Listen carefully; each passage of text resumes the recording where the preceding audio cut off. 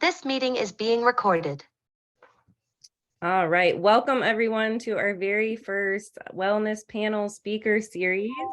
Today we have our financial wellness panel. We are very excited to kick this off with some wonderful folks from all across the state of Ohio, from Cleveland to Akron to Cincinnati and Columbus. So we have a really good representation here. My name is Amanda Costura. I am the founder and president of Carve Your Own Path. We are a holistic mental health nonprofit here in Copley, Ohio. We provide holistic mental health, preventative wellness, and education services.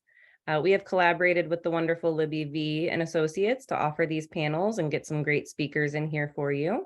Unfortunately, Libby is in a very important role right now, so she won't be able to make this one, but we will definitely introduce her in future panels. And we are excited that these are filled with some experts in specific wellness areas. Today is financial wellness. The goal is for personal empowerment for you, so you can reach your goals and live a fulfilled life, having all that information that you need. Please feel free to introduce yourselves in the comments and get to know each other, and let us know, is there anything specific that you're looking to get out of today's session today? And hopefully our panelists might be able to answer some of those things if they're not too specific or personal. And at the very end of the session today, around 10 o'clock, we will be having 30 minutes for Q&A to answer all of those questions. So don't worry if we're not answering them throughout. We're going to go through each panelist's presentation, and then at the very end, we will come back to the questions and make sure that we get those for you. Each panelist is going to be presenting for about 15 minutes on their chosen topic, and we will move through them and then do your Q&A at the end. And like I said, this is being recorded. So for folks that are watching the recorded version, we hope that this is great for you. And it will be emailed out afterward, along with great resources, free resources that each panelist has provided for you today to continue that learning and empowerment journey after the session finishes. So without further ado, we are going to start with our very first panelist. We have Micole Lumpkin. She is the branch relationship officer. She is an experienced manager with a demonstrated history of working in the banking and financial industry. She's highly skilled in banking and coaching, sales management, and team building. She also has very strong and proficient professional graduate from Capella University. So Micole, I'm going to hand it over to you. Good morning, everyone, and thank you first and foremost to Amanda and her team at Carve Your Own Path. Greatly appreciate the opportunity to present to you today. In thinking about what I wanted to discuss this morning, I really started to think about what was on the topic, many topics of clients that are coming through that we're seeing in the branches that are calling. And it really comes down to budgeting. Over the last several years, obviously, we've had some turbulence in the market. We've had unparalleled, obviously, illness that we're trying to recover from, and it obviously is still around. And people are really trying to figure out, how does all these things fit into their everyday life, and how do we financially handle some of the constraints that have come with many of the things that we are going over. And I started to think about, it's the beginning of the year. We are not even halfway through the first quarter of the year. And the need to really be able to focus on our finances. And one of the biggest criteria to that is really setting a budget, and the importance of having a budget. I know it's scary for many people to sit down and actually physically write down their expenses, but I think it's necessary, to really understand and respect how we're spending our money. I think many people right now are challenged with their money actually running them versus them running their money. And one of the things that we could talk about is, how do we get back on track? Because many of us had a budget previously. We were probably doing pretty well. Some of us had no budget and need one. So there are 4 criteria really to an efficient budget. It's the income, so the money that's coming in, right? And that includes anything that you have, any sources of income, whether it's your paycheck, your Social Security pension, if you're receiving money from your investments, whatever that looks like for you, you want to make sure you're including that. And then taking a look at what are some of the things that are your fixed costs? So things like, your rent or your mortgage payment, your car payment, consistent things that you have to. So really being able to list those out. And then the third barrier or category would be your variable costs. So utilities, we know those are they're not fixed unless you're on some kind of plan. Um, you know, uh, anything that's variable. Okay, so a lot of us are tied into we're paying for our next flick, and we're paying for Discovery TV, Direct TV, our phone bills, things like that. And then the last category really is unplanned or unforeseen expenses that we have that we don't always account for. So when you're looking at that, it's really an opportunity when you write that down to really see. It can be very scary. I've sat with people and have done budgets with them, and they're like, wow, I didn't realize I was spending so much. Maybe we don't need to buy 2 cappuccinos a day from Starbucks. Maybe we need to do one. Maybe we don't need to buy lunch every day. Really seeing, and I think budgets are good for everybody. It's not just because we have categories of people that can afford everything that they have, that they're paying out. We have people that are just making it, so there's enough, but there's not enough to save. And then there are people that don't really realize why they're falling short every single month. Is because their expenses are outweighing what they're actually bringing in.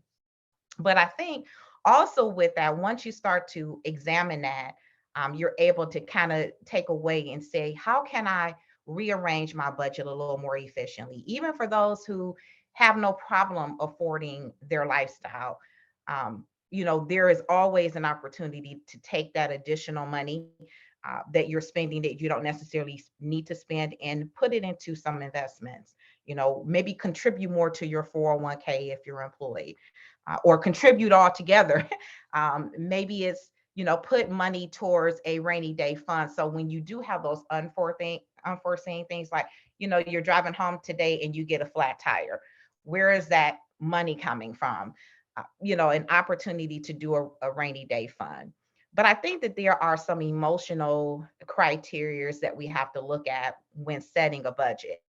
And they come in 4 categories as well. The first one is commitment, the ability to fully commit to that particular budget.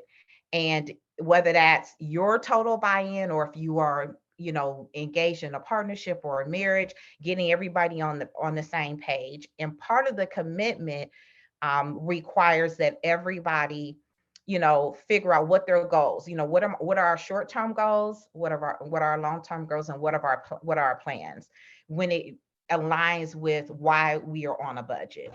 I think the next one is consistency, just simply being consistent. If we are saying, okay, we're going to get rid of some of the extra things that we're paying for, maybe we're not using Netflix, like we should. Maybe we're not using a gym membership, especially nowadays, beginning of the year, everybody is on a kick of, I want to lose weight. So, if you're going to pay for those things, actually utilize them. Make a commitment, maybe that you're going to go twice a week, until you can build up the resistance and you can do more. Or if you're not using certain things, be confident in taking those out, and, being able to review and look at your list of, your fixed assets. Some of those we can't change, but a lot of those variable assets we can actually change. So pulling those out of your, out of your budget.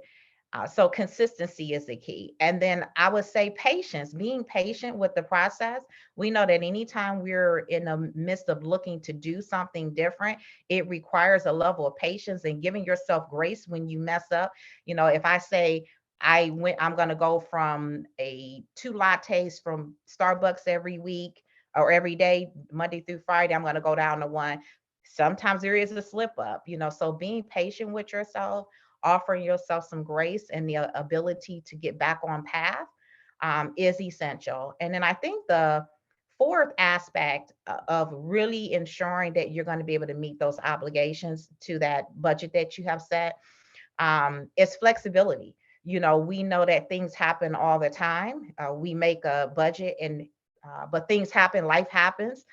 Situations come up where there may be a need to make the necessary adjustment and be flexible. Maybe we were saying we're going to save, $500 a month, and something comes up and there's an extra expense and it's necessary. Being okay, putting yourself in a position that it's okay to be flexible, to adjust to the changes in the environment that you're in. All those things I think are really essential in building a sound and profitable budget and really staying on task. It is difficult. Um, it's not an easy feat.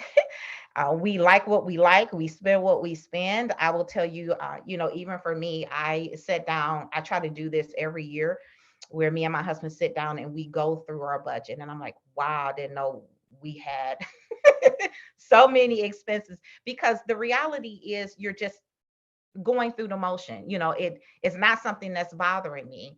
What did bother me when I took a look at it every year, when I take a look at it, is like, we're not using this, but we're paying for it every single month. What kind of, does that really make sense? What could we be doing with that? Could we be taking that portion and adding more towards our investments? Should we be putting more towards our 401k and things of that nature? Obviously, we still have one child that we have to put through school.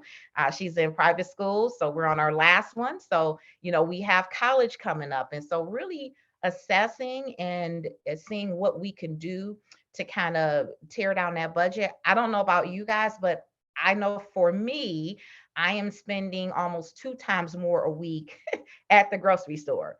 I know that's a big ticket item for many people, and they're just trying to figure out how can I get back on track. And it is very difficult, but the most important thing is being able to figure out what happened, and really being able to tidy up on your budget, which is very important nowadays. So that's my topic for today, is really being able to focus on a budget. If I could leave you guys with a few things, if you don't have a banker, get involved with a banker. Find somebody that can help you when you have those pertinent questions, when you're looking to make large purchases, small things. If you're looking to retire, get a nice sound financial advisor as well, for things that you're looking to do in the future. How does retirement and things look? And most importantly, for all of you all who are able to participate in a 401k and you are not, please go do that. Don't leave money on the table at all. Always look toward the future, and it's never, ever too soon to consider preparing for the future. The earlier you do that, the better off you are going to be. Thank you so much. Thank you so much for getting us started, Micole. That was wonderful. And I realized that I forgot to share something when I was doing this intro. So I'm going to backtrack a little bit. Forgive me. I wanted to share for everyone here. Can you see the 8 dimensions of wellness here, everyone? So this is the basis of how Carve Your Own Path treats folks and how we educate folks. So this is why we are here today. And so this financial chunk here is the specific panel we're on, but you'll see, as Micole talked about in that beautiful presentation, there's so many different areas that overlap, even if you don't see them overlapping in the circle, with financial wellness, right? Our occupation, how much income we're bringing home versus the expenses we're putting out. Our social wellness, how we're spending our money when we're out with our friends, all of the gym, the physical. So all of these overlap. So I just wanted to make sure that everyone understood this is kind of where we're going with these panels and why we are doing what we're doing, because they all overlap and impact one another.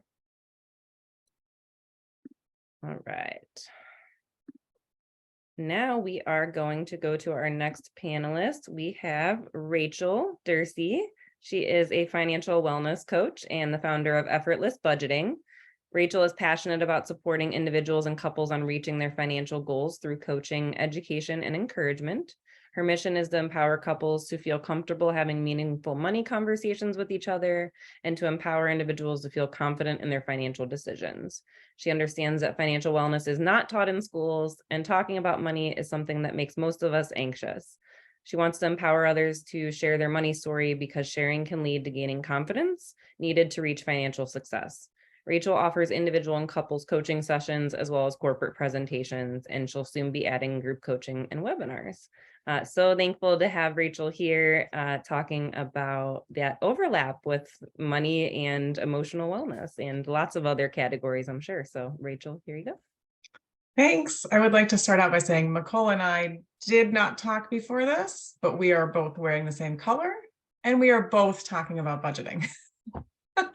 But it's great. This will be perfect to sort of piggyback off of what she was talking about, which was awesome. So I'm going to try to share my screen. Hopefully this works. Nope, you're just seeing my email, aren't you? Are you seeing anything? Yes. Do you see my presentation? Yeah, Yes. Oh, you see it. do? Oh, okay, Angie? good. Oh, it looks like you're seeing my email, which would be embarrassing. Thankfully, you're not. Okay. So this is me. And I want to start by saying positive mindset is so key. So Micole mentioned some emotions behind money and budgeting in general. But I just kind of want to start by asking folks sort of a rhetorical question. You know, if I were to give you all some 5 questions about nuclear physics right now, and you didn't get any of them correct, would you feel bad about it? Would you feel guilty? Would you feel embarrassed about the fact that you missed the answers to those questions? There's a very good likelihood you would not feel bad at all. You'd be laughing about it because you weren't taught nuclear physics. You didn't study nuclear physics. But yeah, we've all put so much pressure on ourselves to think we have to know everything about money when we're also not taught about money. Unfortunately, what we're taught about money is to not talk about it. And so that leads people to feeling like embarrassed and ashamed because they're not talking about it, and they don't recognize that other people are probably having very similar struggles. So I know Jenna in here typed a couple of things in the chat, and I really appreciate your honesty and like just, you know, wanting to learn more about it, because so many people are just like, they internalize it so much and they're afraid to sort of reach out and say, hey, I need some help. And we're not taught it. So it's okay. If you don't know everything, that is okay. So having some positive mindset is key. So I'm sure everyone probably that's listening to this has said at one point, oh, I could never afford that. I know I have been guilty of that. And so if there's anything you take away from today, I hope it's just that you're starting to catch yourself when you're saying negative things to yourself about money, and instead saying something similar to like, I might be able to afford that, but I'm actually just choosing to spend my money on other things. And there are many other ways you could say this, but that's just an example of sort of how to switch your mindset a little bit. A lot of people say this too, never pay off this debt. Well, you know, instead say, you know, actually small changes make a big difference. And what small changes maybe can I start making today? So again, shift that mindset instead of just constantly, oh, I will never do this. Well, maybe I can, and let me see what I sort of can do to help make that happen. And then I'll never make as much money as I want. I hear a lot of people saying this as well. But instead say something like, you know, I'm not really sure what the future holds, but I need to make the money I currently have work for me. So those are just some examples of some maybe not so positive things we say to ourselves that we can sort of switch and start talking a little bit more positively to ourselves. And why not ignore money concerns? So when you do research, you see most people have debt. We're not taught it in school. Like, why should I even bother? Why should I sort of try to get better? And why should I even care? Well, unfortunately, money concerns can cause a lot of things, mostly stress related, but negative sleep patterns, self-esteem issues. When you're feeling like you're the only one experiencing something, doesn't make you feel great. I assure you, you're not the only one experiencing it. Anger, shame, and fear are big ones that I hear. Tensions with those closest to you. I know we've heard this statistic before, but I think sometimes we don't really want to believe it. But it is truly, finances are truly the #1 reason for sort of breakups and arguments. And my sort of kickback to that is I actually think it's less about the money and more about the lack of communication. If you're not talking about money with folks closest to you, you start feeling that tension. You know, you're seeing your friends spend money on things and you're feeling jealous and irritated about it because you can't do it. Well, perhaps their finances are not great either, and that's just how they're handling it. So talking about it is really going to make a big difference. Of course, it can lead to things like mood swings and increased risk of depression and anxiety. And then we all know that all of these things can lead to some health issues. So we just want to just get it off our chests and just start talking about it and being more open about it. And I bet you will find other people saying, oh my God, I'm so glad you said that because I'm feeling the same way. So now we're going to talk a little bit about budgeting to piggyback off what Micole was talking about, and just sort of a little bit about the why and the how to create a budget. So here's some common thoughts about budgeting. Budgeting means restricting my money. I hear this all the time. That's a little bit silly when you think about it, because all putting together a budget is you writing down where you're spending your money. It's not actually changing anything. You're just writing down and you're seeing where your money is going. So you don't technically have to change anything when you make a budget. So it's not restricting at all. And it actually gives you more control over where your money is going. And it takes a long time to create a budget. I mean, it could, to be honest, like some people that have variable income and have other types of rental properties and things, like I've had that too, and it can be a little complicated, but a budget can be a simple spreadsheet, which is actually what my preference is. Keeping up with a budget is a lot of work. I mentioned this in the chat, but the hardest part is the beginning. And yeah, it can be a little bit of work at the beginning, but once it's together, it's much easier to keep up, and all you're doing is really updating it. And if you're updating it regularly, I know this is going to sound super cheesy to some of you, but you actually might find that it's kind of fun. I have a lot of my clients that start enjoying it because they're really seeing the progress. And other people might say, I don't even have enough money to really worry about a budget. Well, how do you know if you have enough money if you're not really writing everything down? So once you write everything down, including your income and all your expenses, then you can decide maybe if you need to increase your income or whatever, but you don't really know that for sure until you start writing things down. I don't want to track my spending. I will assure you this piece, I've never met anybody who loves tracking their spending. But gosh, it is so eye-opening. Like, Amanda, you mentioned your DoorDash during COVID was crazy. Well, how would you know that if you never really sat down and looked at it? And so I find a lot of people saying, okay, well, I'm going to cut back on Starbucks because I know I go to Starbucks. Well, but if you don't really fully understand how much you're spending on that compared to how much you're spending on some other things, you might be making the wrong choice. You might be sort of not allowing yourself sort of the pleasure that you feel from Starbucks because you think that that's the problem, when in reality, you're maybe only going once a week and you're going out to eat every single day. And so without looking at those numbers, you don't really know what makes the most sense to sort of cut back on. And sometimes you also think the opposite of, oh, I'm fine, I don't really spend that much on that. No, again, unless you're really looking at it, how do you really know? And so you can't really make sort of those really best choices unless you're tracking your spending. Again, not the most fun thing, but super empowering. And I'll never get my partner on board, something I hear a lot because I work a lot with couples. And getting a partner on board can be tricky. And it can be, a tough situation. And obviously I can't go through all of that in these few minutes that I have with you all, but there are ways to do it, and there are folks that can help do it, and just getting started. And getting started with your own personal journey is a really good step to getting your partner on board. And looking at my money makes me feel bad. I've heard people say that. And sometimes when you initially put together a budget, you maybe don't feel so great. You're like, oh gosh, this is a little bit worse than I thought it was. But then you can start making the decisions. Then you can start, like Micole mentioned, like cutting things out. Like, do I really go to the gym? Is this really that important to me? Do I really need to be spending this money?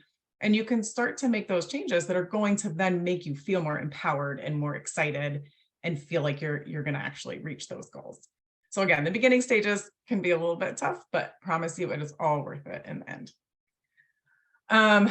So a little bit more, just why should you create a budget? Well, I think the biggest piece is to get organized. So you know where your money is going. So there's no more saying like, I feel like I make a good salary, but honestly, I don't even know where my money goes. I just feel like I'm struggling at the end of the month and I just don't really know. Well, you can stop saying that because you know where your money's going. And you can ensure your bills are paid on time and in full. You know how much to set aside for savings and investing, which is really important, but you don't really know that unless you're putting your sort of numbers on paper. And you can feel more confident. I know, like I said, at the beginning, maybe not the easiest time, but you will start feeling more confident. Because Because when you're writing down what you're spending, you can make those decisions. You can be like, I am now telling my money to no longer do that gym membership because I haven't been there in 3 months, and I'm going to put that money towards something better. And you're spending within your means. When you put together that budget, you also might find that you have more money left over than you think, which then that goes back to, okay, well, where is my money going? Because I don't know where that extra $500 that I should be having every month goes. And now you can set some goals. Actually, don't recommend people setting goals until they really put together a budget and start getting an understanding of where their money's going. And then once you set your goals, you can start reaching your goals. Now that everything's in place, you can start tracking your progress and putting your goals down and really seeing like how you're doing. You can make more informed financial decisions, and of course you can have more peace of mind and less stress. So that's why. And how to put together a budget does not have to be super complicated. There are lots of apps out there that you can pay for. Some are free, although I wouldn't recommend those. But I recommend just a simple spreadsheet. Works for me. That's what I use with my clients. And it doesn't have to be super complicated. And your budget should include things like your income. I have the variable income sort of on a different tab. So if you're in a relationship and one partner has like just sort of a regular job and they're making, a regular paycheck, and the other one is making some variable income, you want to sort of separate those a little bit and combine. It's a lot to go through in this presentation, but you can definitely do a budget with a variable income.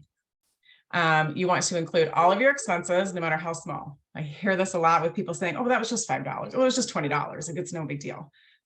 It's fine. Actually had somebody that was paying for Spotify, which was like $15 a month. And they're like, oh, I don't need to put that on there. It's just $15. It all adds up. So we need to put everything on there, because once we have everything on there, then we can start making really good choices.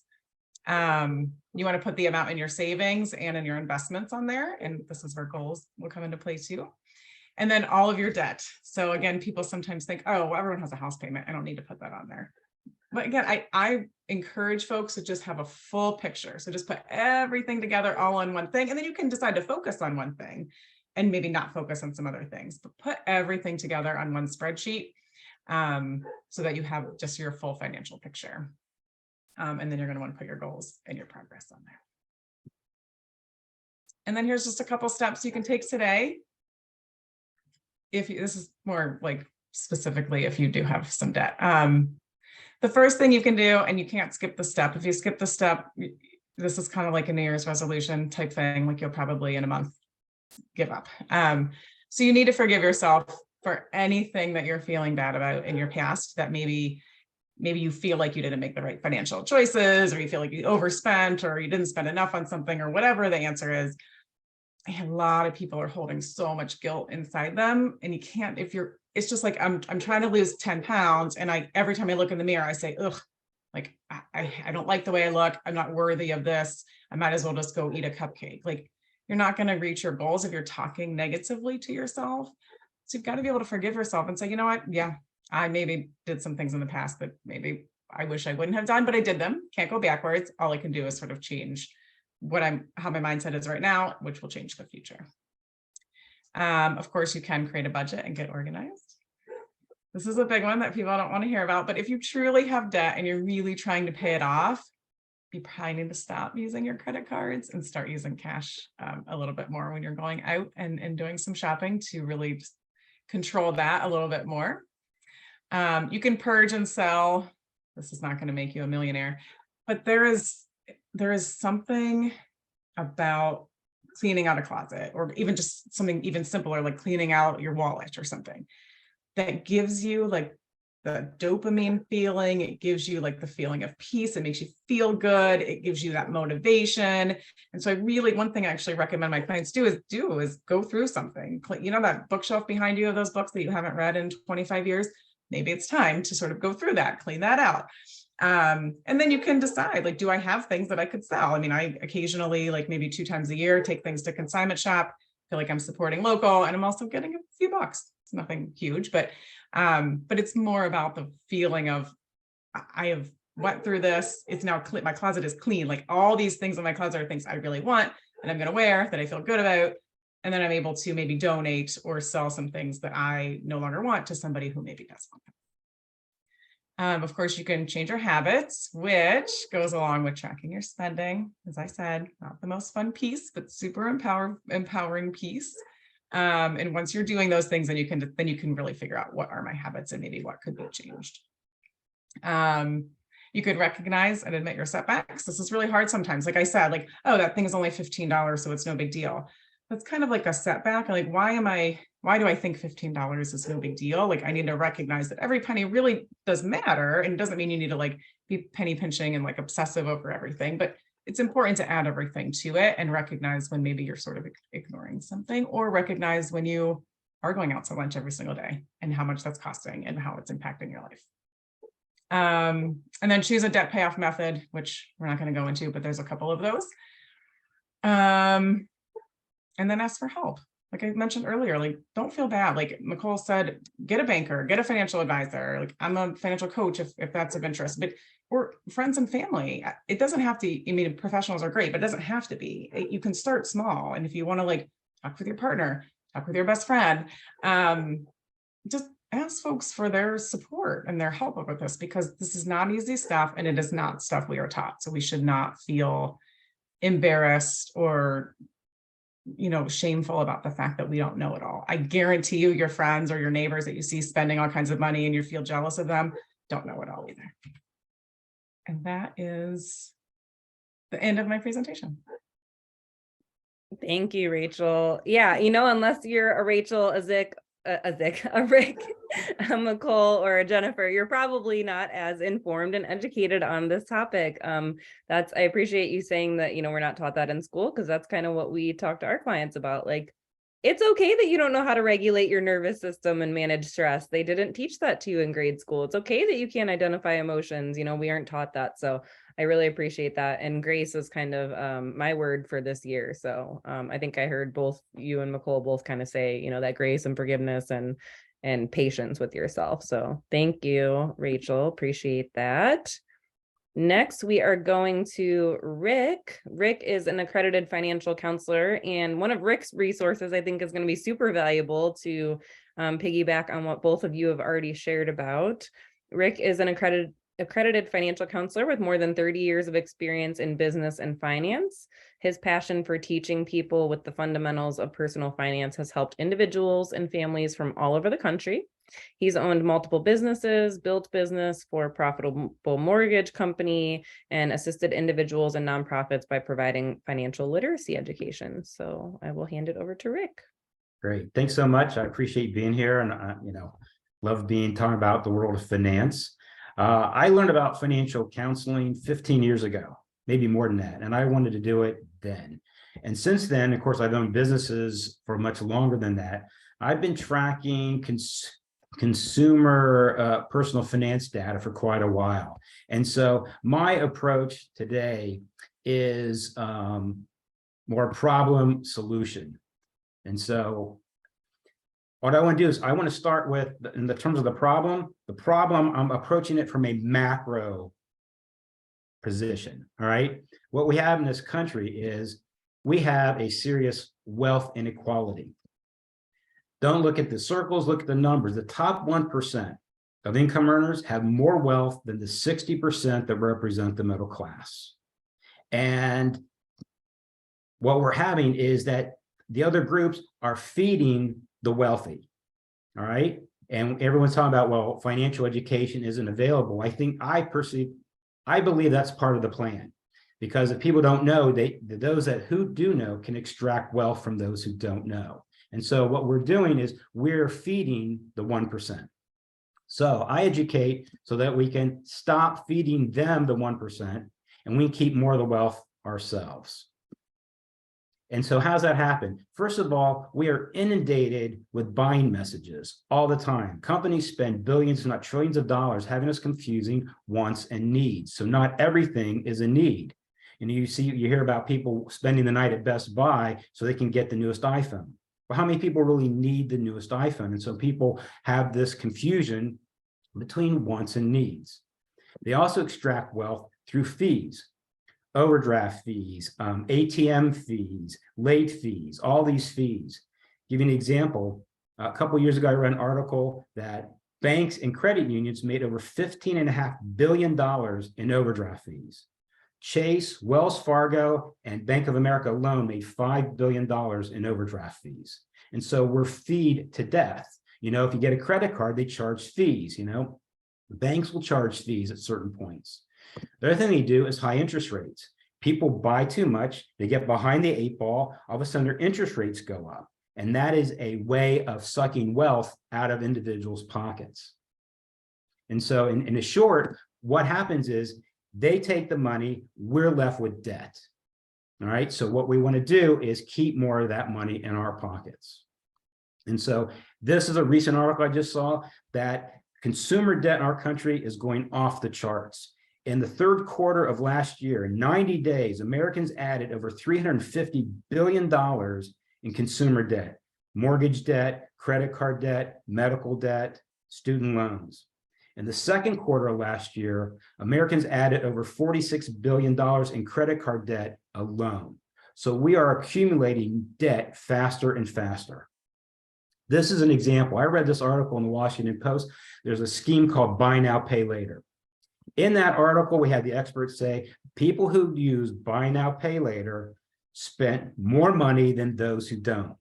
And this one really stuck out. This is the head of Klarna, one of the Buy Now, Pay Later in the United States.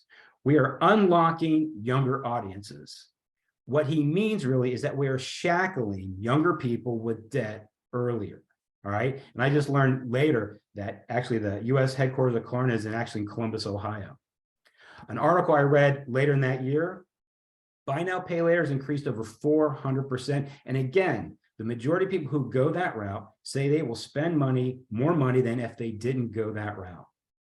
This is an article I saw just 2 weeks ago that Buy Now, Pay Later has gone from $2 billion to $24 billion, and it's hitting the under 25 the hardest, which means that they're starting out life with bad credit and no money. So this is part of the problem. I mean, it's a national issue. Okay, so now that's the problem. So now what's this? Oh, this gives you a perfect example. Two people go in to buy a car. One's got mediocre credit, one's got excellent credit. When I say mediocre credit, I've worked with people who have paid 20, 26% interest on their car loans. And look at the difference. Someone who's got mediocre credit is paying 5 times more interest, or roughly 5 times more interest than someone with excellent credit. And I want to say that a different way. Someone with mediocre credit is paying 500% more in interest than someone with excellent credit. And keep in mind, if you're an investor, you want mediocre credit. You want bad credit because you're going to make a lot of money. But if you're a consumer, you want the best credit that you can get so you can get the best interest rate. So this is one example, in addition to the Klarna example. So what's the solution? So what I've done in terms of the solution, it's education. And so the solution, the things I have to leave with are specific to individuals. These are actionable steps that you can take. If you're already taking them, they should affirm that you're doing the right thing. If you're not taking them, these are steps you can take right away. Budgeting is going to be part of it because it's foundational. So hopefully you get that idea. So I called it my CDC. You heard the CDC, the Center for Disease Control. I created my own. The first C is cash. Cash is number one. When you have money in the bank, you have options. If you have no money in the bank, you have nothing but bad options. So accumulating cash is critical. So the way you do it, budgeting. You got to start budgeting. Gallup poll said that 66% of people in that survey don't budget. So 2/3 of people in this country don't budget, and yet they have no money. So the way to start is budgeting. And as everyone said so far, it's not difficult. It's just a matter of, having the discipline of putting all that stuff down there. All right. Next step is building an emergency fund. Experts say we should have 3 to 6 months of expenses as an emergency fund. So let's say that your monthly expenses are $2,500. The minimum emergency fund should be $7,500. Yet Federal Reserve's done study after study.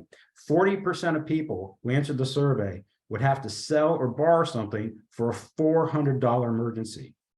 Car needs a couple of tires, dog has to go to the vet, water heater needs to be replaced. People are put right to the wall. They have no money. So $400, $7,500. Building an emergency fund is a marathon. It's not a quick sprint. Building financial wealth is a marathon. It's not a quick fix. But for example, this year, we live in the city of Columbus, city sewer backed up, $16,000 to clean up our basement. Insurance covered 10, we came out of pocket $6,000. We had an emergency fund. Last year, air conditioner went out, $4,300, emergency fund. You have emergency funds for emergencies. No one wants to spend money on emergencies, but that's what it's there for. Because if you have it, a lot of times when I give my classes, is I say, if you had $5,000 in the bank right now, would you have less stress? And the majority of people would nod yes. So the goal is, let's build an emergency fund. This is a long-term strategy, but it's foundational. It's hard to move forward unless you have this. So cash flow is everything. D is for debt. The way I look at debt, I think could be a paradigm shift. Think of debt as a tool. We all have tools. I'll use construction as the example though. If you know how to use the tool, you can be productive with it and make money with it. If you don't know how to use the tool, it's just a hunk of metal and gears. It doesn't do you any good. And in fact, if you don't know how to use the tool, you can hurt yourself, right? So think of debt as a tool. So debt should be purposeful. If you ask and answer just 2 questions before you sign on the dotted line, you will be ahead of most of the United States. First question, why am I taking on debt? And the second question is, when will it be paid off? Again, if you ask and answer these 2 questions before you make a debt decision, you will save thousands of dollars. Let's say hypothetically, you made a bad decision, you owe $2,000 in debt. So to get to $2,000 in the good, you got to make $4,000. So eliminating or minimizing some mistakes can really pay off in your pocket and reduce stress. So debt is purposeful. Why am I taking on debt? When will it be paid off? The last C is credit. To me, I look at credit in 2 ways. First of all, credit is the great equalizer. It doesn't matter who you are, where you came from, your background, your education, how much you made. Having excellent credit scores is a great equalizer. If you have 2 people go into an auto dealership, and credit scores range from 350 to over 800. The standard is, gold standard is like 740 or above. If 2 people go into a dealership and they want to buy a car, one person makes $35,000 a year, another makes $350,000 a year. But they both have credit scores of 750. They can each command the best interest rate. Clearly, what one could buy is different than the other, but the interest rate should be the same. Another way I look at credit is that it's our reputation to those who don't know us. You go to rent an apartment. If you have a 550 credit score, you may not be able to rent an apartment. Or if you do, they're going to charge you 2, maybe even 3 months of security deposit. Or if you have a 750 or an 800 credit score, maybe no security deposit or 1 month. That difference could be thousands of dollars. I mean, someone with mediocre or bad credit could have to come up with $3,000, $4,000 before they even walk through the door. So years ago, it used to be a secret of how our credit scores are factored. Now it's quite well known. This is the mix. On-time payments, 35% of our credit scores. Even if you can't pay the whole amount, pay the minimum. Ideally, you want to pay, like specifically like credit cards, you want to pay them off in full. But if you can't, on-time payments, 35%.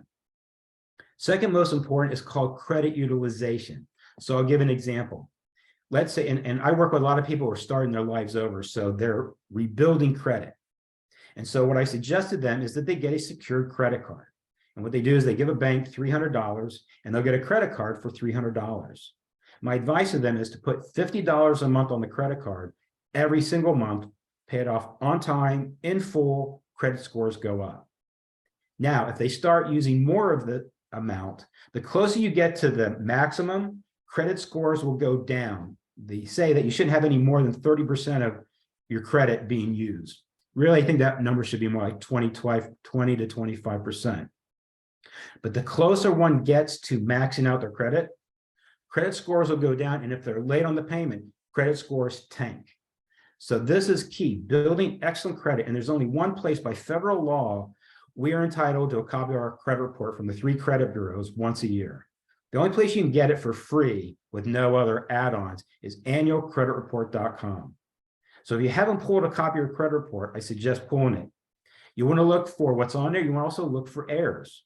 Let's say that there's John Jones and John Jones Sr. John Jones Sr. doesn't pay bills on time. John Jones Jr. does. Yet if John Jones Sr.'s information is on Junior's report, Junior's credit scores will go down. So you want to check out your credit report for errors. Getting back to this example and talking about building wealth. The difference in the interest paid is roughly $15,000. Over 5 years, that's $3,000 a year. So by excellent credit, you could take $3,000, add it to your savings. So this is an example of why excellent credit can be so much more profitable when having mediocre or bad credit is so expensive and it's really shackling. So this is it. My overall mission is if people have this knowledge, they have less stress and higher quality of life, which is my mission in teaching. That's what I got.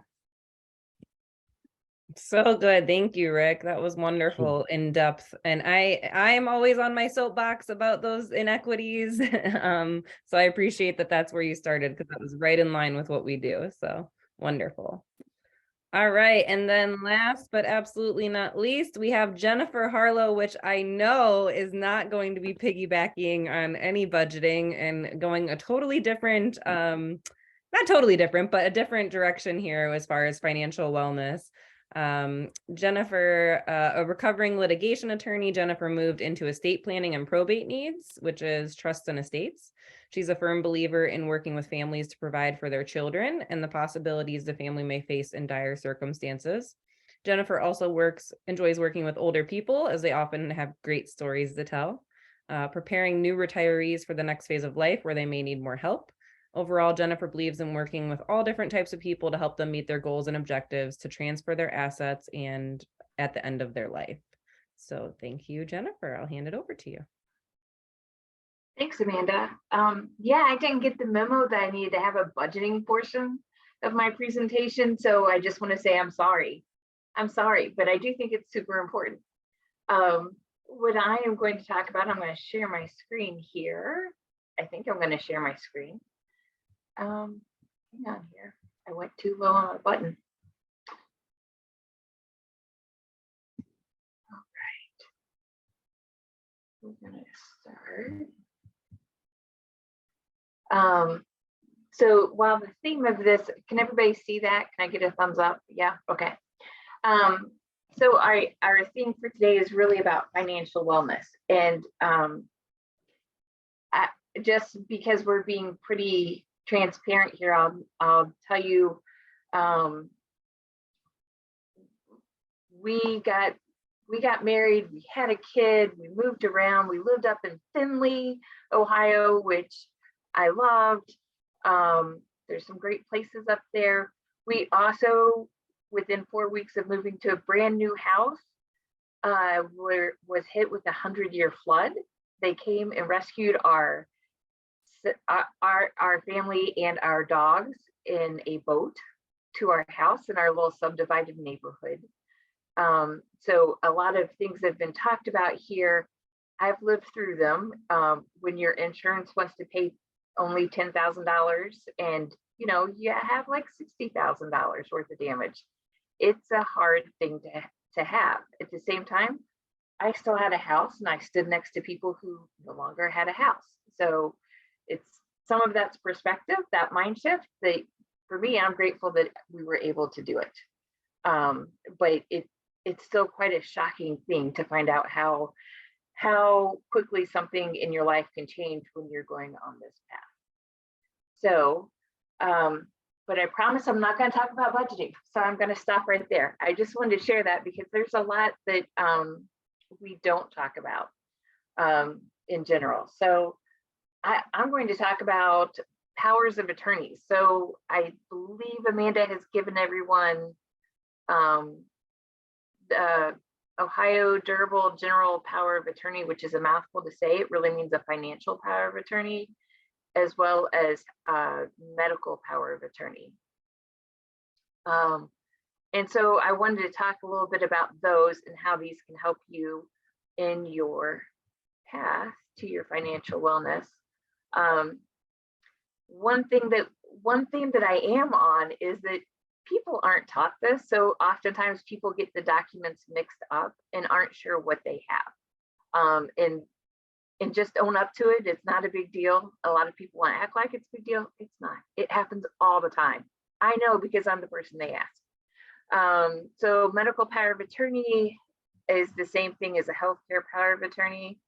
A durable power of attorney is also general durable power of attorney, financial power of attorney.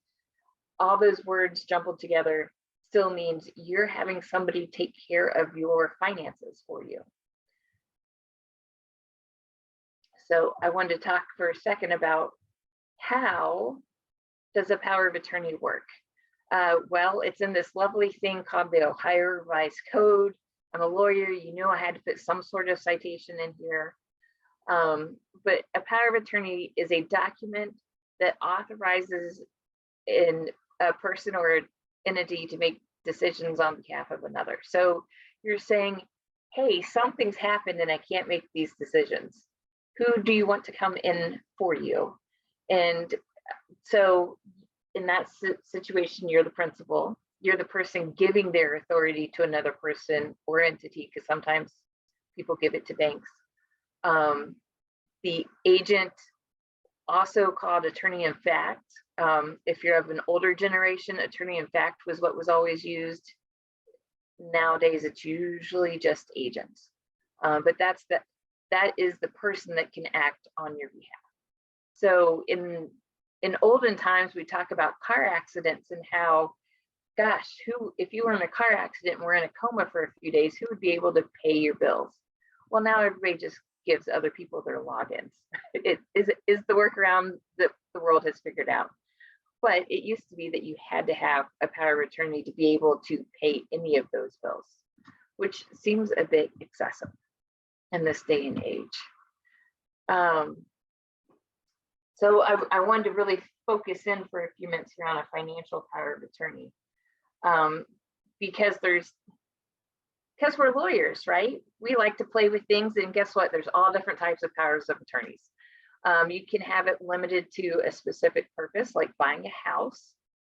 I've drafted those where one spouse was going to be traveling for work and not able to make it to the closing of the property. So there's lots of specific instances where that can happen. The two that I really want you to be aware of is that the first one is called immediate power of attorney. The second is springing. Immediate means that the person you're giving that power to is available as soon as the ink dries on that document. Among spouses, this is generally not an issue that it be immediate. Where we see issues sometimes is when, unfortunately, is when adult children have it for their parents who are not always able to give them good direction, or perhaps the child is not making the best choices of what to do with mom or dad's money. So there has to be some sort of caution with that. For this springing power of attorney, that is only effective after a specific event. So a lot of times, particularly with the World War II generation, they only wanted the powers of attorney to come into play after they were no longer able to make financial or medical decisions for themselves. They wanted to have that last little boundary there. And that's usually in very bold type if you want it to be a springing document.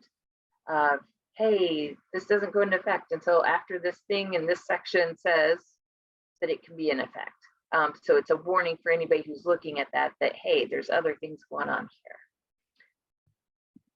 here. Sign me up, right? Don't you all just want to give away all your power there? So again, the differences are the medical POA handles healthcare related questions. Your financial power of attorney handles money. And they're each separate documents. The medical power of attorney and the living will can be witnessed or notarized. It's two people who can say that, hey, they were of sound mind when they signed this. They may well be called in at some point if there's a disagreement in the family as far as or among friends.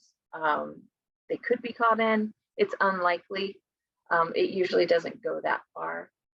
But it can be witnessed or notarized. With the power of attorney, you have to get it signed in front of a licensed notary in the state of Ohio. And because I did give you guys both of those documents for the financial power of attorney, you will not want to sign it until you're in front of the actual notary, because that's what they're notarizing. All right. So we've talked about all these fun things that we're going to give away to someone who can help us in our time of need. The big question is, who do I trust? We all want the happy thoughts of, oh, look, it's such a loving relationship, grandma, daughter. I guess it could be mother. I just thought grandmother. But you want it to be somebody who you trust. You want them to be able to make decisions for you. You want to make sure that it's someone who is a get it done person and will follow your wishes. And also you want to pay attention to some of their downfalls. Are they somebody who has an addiction issue? Are there mental health issues? Lots of things there where they may not be able to help you. That's why we all, as attorneys, we always say backups. We need more people than just one, because you don't know when your situation arises what that person's situation will be. So you want to make sure that you're covered either way. And that is just looking out for you. Wait, there's more. Lawyer joke, sorry. The last thing I want to share about these documents is that you need to review and revisit them every 3 to 5 years. You need to review your documents. If it's with your spouse, if you're separated, you may not want them to be in charge of healthcare decisions for you. If you're no longer friends, that one's an easy one. Deceased, you want to make sure you have somebody in there in case something has happened. Again, addiction issues, or you may have a newer friend who turns out to be a better fit. There's all kinds of reasons there to review and go over who these people are, because I find personally what I've seen, I believe it's the people who you choose who makes the difference, because you really want that person who's going to get things done, take care of you, take care of your needs, and manage your affairs for you, so that when you come back, when you're able to make it back, unless you're passed away, of course, but when you make it back, that you can just step right back in and everything is going on smoothly for you, financially, even though medically it may have been a little chaotic. I was going to ask if, oh, we're right at that 15 minutes. Okay, I was going to say I'm happy to go over the documents if you wanted to, or if there's questions about them.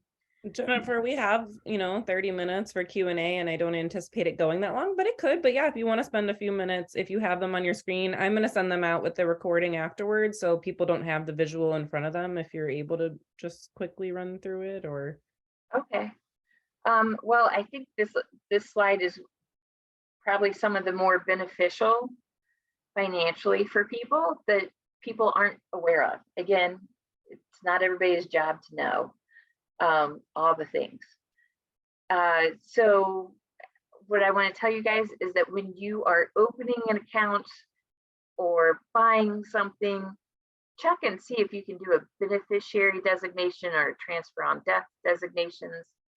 The end result of that is that you're saying, hey, if I pass away on my death, I want this to go to this person. You'll see I have transfer on death designation. People are doing that for their home, which is fantastic. It saves a lot of probate work for the family, as well as lots of cost. And it's relatively inexpensive compared, like paying $500 for that versus the $5,000 for probate. And it does not affect the ability to buy or sell the house. So it's a wonderful thing. Vehicles, Ohio has a BMV form. I have the number here in the presentation, but again, that's a notarized form that you can put on your vehicle so that even though you may end up selling it, when you get a new vehicle, get a designation so that, again, that can pass easily to someone you want it to. Beneficiary designations. So every account that you can get this done. That means your bank account, your checking account, your 401k, an IRA, any of those accounts, that is a fantastic thing. That is not something these are not the same as having a power of attorney. The beneficiary designations are just when I die, it goes to this person. And it is truly as easy as they show up with their identification and a certified copy of a death certificate. So I realize this is heavy stuff, maybe not the most exciting, but this is one of those things I always am surprised that people don't talk more about, that are easy things that you can do. And again, I have review your designations on a regular basis, because not all companies do the best there managing those and making sure that they stay. And so I just want to say thank you. Oh, okay. What is the, okay, I have questions. Are those designations within your POA or will or something separate? The designations are when you open the account. It is a contract with you and that business, that whether it's a bank or a trading company, any of the stock company, any of those. And the difference of survivorship and transfer on death with probate. What is the difference? Survivorship, if we're talking, I'm gonna just use the example of a house. If a married couple purchase a house and it's jointly in both spouses' names, then the survivor of that, it's a designation, it says with rights of survivorship in your deed, then that's not, that will automatically go to the spouse. Similar thing where you show up with the certificate of death and you file an affidavit with the county recorder. The transfer on death with probate is you are doing your share of the property and you are passing it to someone who you do not have survivorship rights with. The flip side is that to sell the property with a survivorship deed, you will need both spouses to sign the deed. And with the transfer on death affidavit, that is, they do not have a legal interest in that property until you have passed away. So there's no interest until then, whereas with the survivorship deed, they have an interest right away and will have to sign off on selling the property, things like that. And I hope that answered the question. If not, I'm happy to go over it better for you. And thank you guys. It's been great being here. I hope everybody's learned stuff. And again, I'm sorry I didn't get the budgeting memo, but hopefully you guys all learned something new. Thank you. Oh, and yeah. That's okay. Thank you so much. This is such a needed topic as well. I have a quick question for you, Jennifer. So since those are things that are done at time of contract, or I can't remember what the word is, of engagement, right, in the contract, what if, is there a way to go back Yes. Okay. Yes, and I always recommend people do it. If people are in a place where they have benefits that they have to sign up for every year, I always tell them to recheck their beneficiary designations. And the reason for this is, especially with bigger companies, they have different providers come in over the years, and when they switch over, they bump out the beneficiary designations. There's hiccups in the programs and the code, all of these things, so it doesn't always transfer. There's a big case up in Boston right now about this, so to see how that goes. But it's that's a substantial amount of money if they bounce your beneficiary designations off. So Thank you. I know there's been some really great chat. Jennifer answered those last couple questions, but we do have about 20 minutes panned out here for questions for the panelists. Any specific questions, personal questions that I know they can't necessarily answer to a T, but any additional questions that anyone wanted to chime in with, either in the chat or come off mute? I have a question. Go for it. So I'll just kind of give a little bit of background and what my goal is, and ask kind of like maybe what is the best. So I was on track last year to get my credit score because in a good position, and then I lost my job for 3 months, and it really set me back where I was trying to be. I am trying to hopefully get a credit score of like 700 by like August, and currently it's like 440. So what's obviously you pay off credit cards and that, those kind of things, and budgeting. But is there any other advice that you know how to do that? So I can start, I'm sure others will chime in, but part of raising your credit score is patience. So sometimes, you have to just wait. But I think the biggest, obviously paying your everything on time, as Rick said, that's the most important thing. So make sure, even if all you can do is pay your minimum payments, that's better than making late payments. But you need to increase the amount that you currently owe and the amount that you're allowed to spend. So as an example, you might have a credit card that you have $1,000 max that you can spend, and you have a $500 balance on that card. That means you're using 50% of that allowed amount, and you really should be using 30% or less. So obviously the less, the better.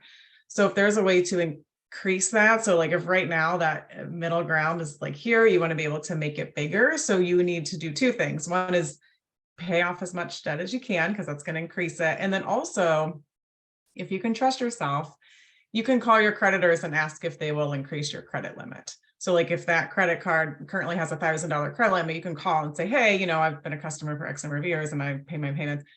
Or you can even lie and say, I'm making a big purchase. Can you increase my credit limit? And they may or may not do it. But if they do, again, that's just increasing that that middle, where it's there is this much in between what I can spend and what I am spending. You don't want it to be this, you want it to be bigger.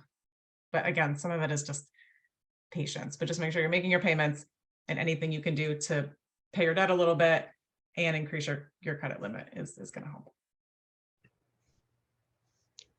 The other thing that I would strongly suggest too, if you happen to be married or you have a parent that's willing to add you on as an authorized user, and they have room on those credit cards, that can actually add to your availability as well. So, and you could do some, if you don't trust yourself, as Rachel was saying, just don't ask for the card. Say, hey, would you be willing to add me as an authorized user?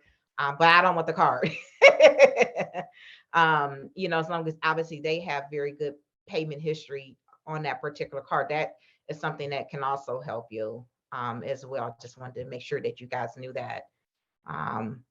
If you're reestablishing, I would say for me, a lot of as my children got older, when they got to about 16, I would add them to a card, or I would take a card out and add them as an authorized user to kind of help start to build their credit. And it's been pretty successful for them as well. So something to think about, but always on time payments. Never want to fall into a 30-day. It's very devastating for you. If you can just make the minimum payment, it's okay. Obviously, if you can try to make more, that's great, but just making sure to not be late is very essential as well. The other thing I just will say is it's really good to set strong goals, but don't be too hard on yourself. Like if you don't get there by that time frame, but you have done better, you need to celebrate that and be proud of yourself, and don't feel bad that you didn't quite get to that goal because perhaps it wasn't realistic, or other things happen. So just like, if you go from a 440 to a 540, that's wow, that's amazing. Like you need to celebrate that and be happy for increasing, and then just keep working on it. Thank you for pointing that out, Rachel, because as Jenna and I were chatting about, we sometimes get stuck in this all or nothing of I either have to do it all and do it really perfect, or I just am not going to do it all because I don't want it to fail. So thanks for the reminder. Heather, did that help? Any further questions before I move on to another question? No, that was very helpful. My next question was, is that a realistic goal? And I'm like, maybe it's not, I don't know, but yeah, but I appreciate it. Awesome. So Tom has a question here in the chat, thanking you all for your wonderful information and insights. And I am so glad that you asked this because it is very timely. He wants to ask, what are a couple of the most important points to financial wellness coming out of the pandemic that might have been different before COVID and the pandemic? Any things that you've noticed? I know Rick gave a lot of really great stats of like current stats on financial situations in the country, but anything else that we didn't touch on? I'll say the basics don't change. The fundamentals don't change. What was true before the pandemic and during the pandemic is the same as after the pandemic. The fundamentals will never change when it comes to personal finance, is in my opinion. I was going to say something similar, like, but really it's not a huge shift. I mean, I think people are maybe spending more on like convenience things because they got kind of used to that, like DoorDash and deliveries of other foods, or 15 different subscription services to watch TV, or maybe before that wasn't the case, but there are also things that they're spending less on. So as Rick said, somebody actually, it's funny, I asked me this just last week when I was doing a presentation, and I said, I don't really see a difference. People are still in the same place. Somebody, Jennifer mentioned, like, she thinks people are more willing to ask questions and seek answers, and that YouTube is a viable education channel. I don't know. I haven't personally seen it be more of an open conversation. I think, though, that people can seek out information online more easily than they could 5 years ago. It's for YouTube and there's all kinds of things that I think more people are posting about, but I don't know that the average person, this is just my experience, is more willing to actually talk about it as opposed to just searching their computer on their own for information. Yeah, I see similar things in like the mental health realm. I think the internet is beautiful and also a challenge because we have access to all of this information, and there are people advocating and sharing information that we didn't have access to before. But sometimes it's like, is that an appropriate resource? What is their background or their training or education of the people that are presenting this information? And am I taking this one little 1-minute video and applying it to my whole life rather than just, taking it with a grain of salt and thinking, how could that apply? What things do I need to think about there? So yeah, definitely agree. Any other questions while we have these wonderful experts here? Yes, Rachel, thank you for the learning differences as well. Some people are video learners. Some people need to be sitting down with someone, doing a budget, walking through it. I am very visual and kinesthetic, so you can tell me all the things, but until I sit down with Jennifer and walk through that power of attorney or living will, or I sit down with someone and do a budget, it kind of just all goes over my head. So thank you for reminding me to point that out. I do have one more question. Okay. So, when my mom had passed in 2019, and she had money in her bank, but like we didn't have everything set up, and the bank ended up just taking the money and wouldn't let anyone get it. So I'm guessing the power of attorney would be the thing to get, or like what do I do so that if my dad passes away or not. Heather, you were cutting out. I'm sorry. I don't know if it's your speaker or you said your mom had some money when she passed and then you weren't able to access it. I think I heard. If I'm going to chime in, I think I heard a little bit. Okay. I think I heard the same. I think she was saying that her mom passed away, I think in 18. She had some money in the bank, and the bank, they weren't able to touch that money. And I think she was asking, would a power of attorney help? So the thing to remember, and I'm sure Jennifer will jump in and let you know, when a person has a power of attorney, upon their death, it dies with that person. So it's not something that it's not an enforceable document at that point.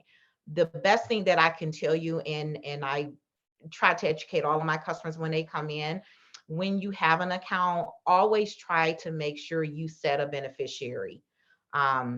If you fail to do that and something should happen and you perish, then what would have to happen is someone, usually your next of kin, would have to go file a probate case, giving you permission to execute on their behalf. So the easiest thing to do is always make sure you cover yourself and you assign a beneficiary to the account. I know a lot of people don't think about that.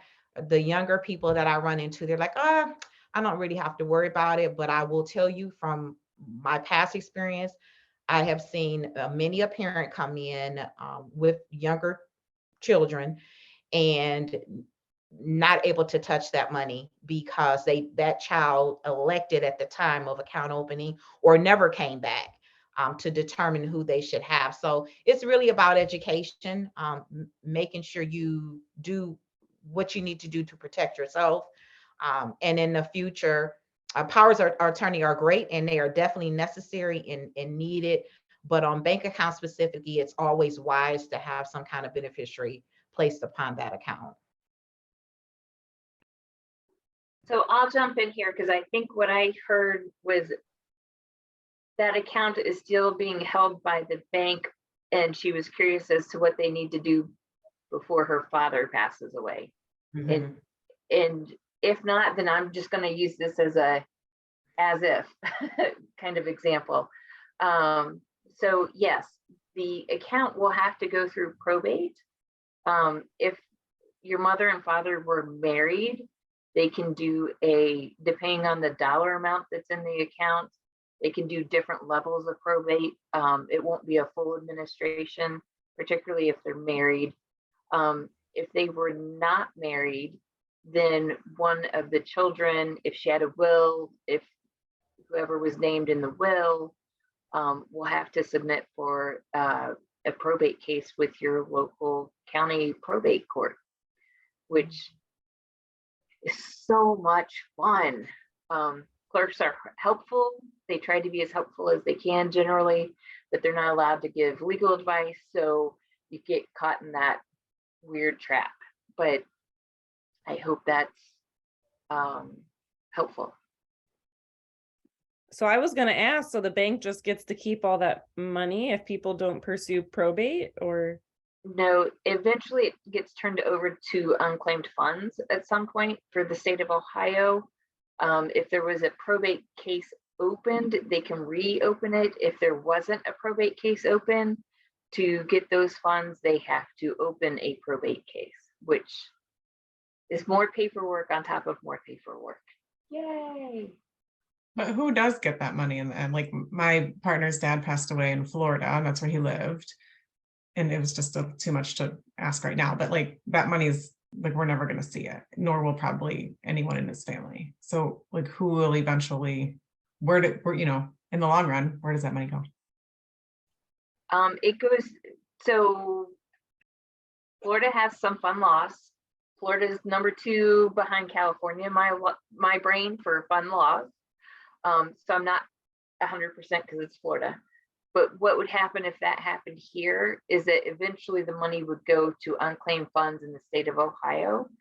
And then it gets folded into that bureaucracy. They have a place where the unclaimed funds go after, I want to say it's like 10 years or something. It might be 5 years. So it's a check and see is really the best I can say. Now, because, we all just sign things and do what we're told. And yeah, I agree to the terms and conditions and I didn't read the 12 pages of them, right? Like, is the assigning a beneficiary on a bank account, is that typical part? And maybe Micole, I don't know if you can speak to this being in banking, like, is that a typical part of a banking process? Or is that something that as consumers, we need to advocate and be informed to ask for? So hopefully it's the latter of two. Hopefully, as you're sitting with a banker, they're encouraging you to put a beneficiary on your account. But at the end of the day, you are absolutely right when you say it's really about the customers really advocating for themselves. I will tell you in my office, I teach my colleagues the same thing. We need to be asking. They don't know our line of business. Right? At the end of the day, we're the experts. They're looking for our guidance. And so we have a fiduciary duty to make sure that our clients know it's available and the importance of having it. And sometimes you run into situations where you ask the customer, you explain what it is, because a lot of times they don't know what it is, and they don't quite know who they want at that time. And so it's a good practice to remind customers, you can always change it. So if you pick somebody and you decide a month from now, that's not who you want, you can always come in and have that beneficiary reduced and add additional person on or persons onto the account. Again, sometimes they don't add anybody. And then for me, it would be just a slight reminder, hey, I'm going to give you a call in a month. Take some time to think about it. I'll follow back up with you. Let's make sure we get somebody added to this account. Thank you. I preach about the informed consent process in many areas where we truly don't have informed consent, but we're signing lots of things and doing lots of things. So I appreciate that you have that approach. I'll ask one more time if there's any more questions before we wrap it up and close out here.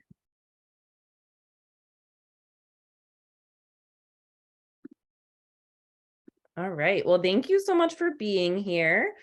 We will send out the recording within the week here. I'm going to gather the recording and all of the wonderful resources and documents that our panelists have shared. I know that a couple of you asked for the PowerPoint presentations, and Rachel and Jennifer agreed that they were willing to send those. Rick was presenting when that was asked. I'm not sure if he's willing to share his as well, but if so, I will send those with the resources. And then also I will send all of their contact information and where you can find them on their websites and socials. So if you wanted to connect with them further, you're welcome to do that. And then just stay tuned. We are skipping March because March is Social Work Month. So we are doing lots of wonderful things here at Carve Your Own Path to celebrate social workers. So we couldn't fit a wellness panel in March, but coming in April, we have environmental wellness. We're actually, Rachel talking about cleaning out your closet. We actually have someone to talk about that and how that changes your energy, your finances, all of the wonderful things. And then a few other folks, talking about decluttering and things like that to make your environment well for you. In May, we have social wellness, and those two are going to be virtual as well. In June, we will have a mental wellness panel, and that one's actually going to be in person here in Copley at Stewart's Caring Place for the people that are local. And then in July, we have occupational wellness, talking about all things, whether you're currently working or whatever you do to fulfill your life in that area. We will be talking all of those things. And stay tuned, because then the second half of the year, we will finish out the rest of the dimensions of wellness with more panels. You can find all of those on our website at carvemypath.org/book-online, and I will include that in the resources. Thank you so much for being here. I appreciate you all, and we will hope to see you in the next panels.